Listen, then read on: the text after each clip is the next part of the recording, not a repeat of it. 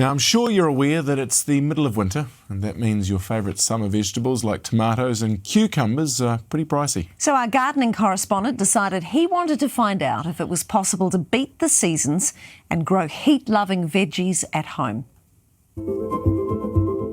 It's wet, cold, and the time when gardeners dream of summer.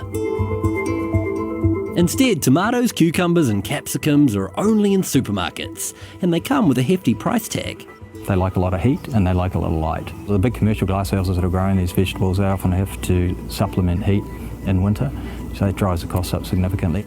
But Carl has a secret for summer-like growth. Right, I'm hunting for tomatoes. Carl, have you got homegrown tomatoes? No tomatoes, but I do have peas.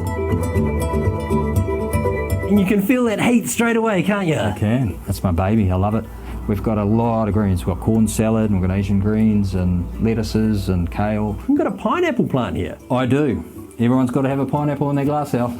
It's the landscape gardener's happy place. I like to raise all my own seeds. We grow a lot of plants from cuttings. It's a really cheap and easy way to grow plants, and we put them in our planting jobs. A lot of plant growth is directed by soil temperature. So as long as in glasshouses, for example, soil temperature, we can keep it a few degrees higher than outside. But for the uninitiated, building a summer space comes with a lot of options.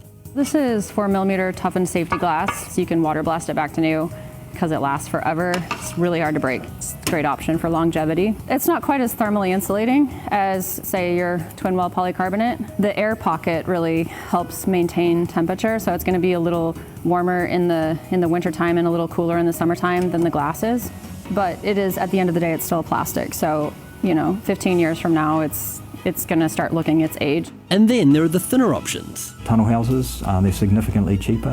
The lifespan isn't as good. Like you get to the 7-year mark, you may have to replace the plastic. And then there's just the close-based systems. Sally decided instead to go for the best. Wow, look at this. Isn't it fab?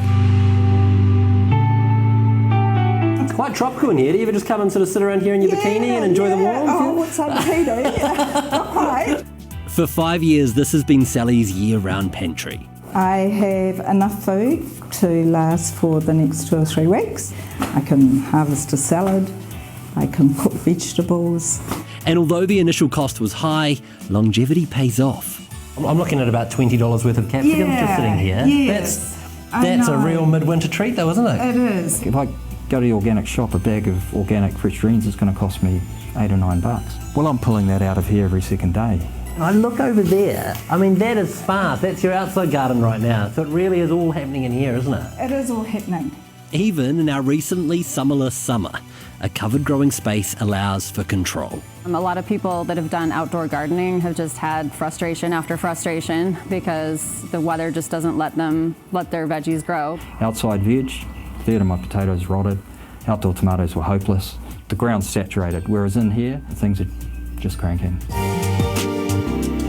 Have I finally found midwinter tomatoes? Well, on the way. Her plants are about to start fruiting because without heating and lights, you can extend the season, just not beat it all together. And you can extend it at least 2 months, 3 months.